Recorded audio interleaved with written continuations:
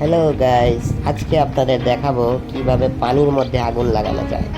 ঠিক আছে, তাহলে আজকে একটা আবিষ্কার করব যেখানে পানির মধ্যেও আগুন জ্বলবে। ভাবছেন হয়তো পানিতে কিভাবে আগুন লাগে, সেটাই আপনাদেরকে দেখাবো।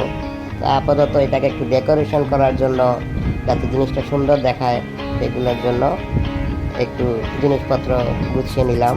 ছোট ভাইয়ের খেলনা, ঘরে যা যা ছিল সাজানোর মতন সবই দিলাম। এখন এগুলা সাজানো হয়ে গেছে। এখানে একটা সামুদ্রিক লুক আনার চেষ্টা করতেছিলাম। এই সমুদ্রের মধ্যেই আজকে আগুন লাগাবো। এখন এই যে আমাদের সমুদ্রের পানি রেডি হয়ে গেল। তারপর দেখতে থাকুন ভিডিওটা।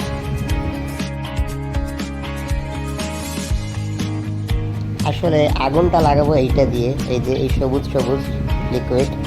এই লিকুইডটা কি? এই লিকুইডটা আসলে ভ্যাক্স, মানে বাংলাতে বলতে গেলে মোমবাতি। মোমবাতিকে গলিয়ে ঘরের যেগুলো মোমবাতি কাজে লাগে না, রিসাইকেল করলাম এগুলাকে আবার। গার্বেজ থেকে রিসাইকেল করা মানে মজাটাই আলাদা। ঠিক আছে, এই যে বানিয়ে ফেললাম। এই ছোটোখাটো একটা ঔষানিক লুক আছে এটাতে।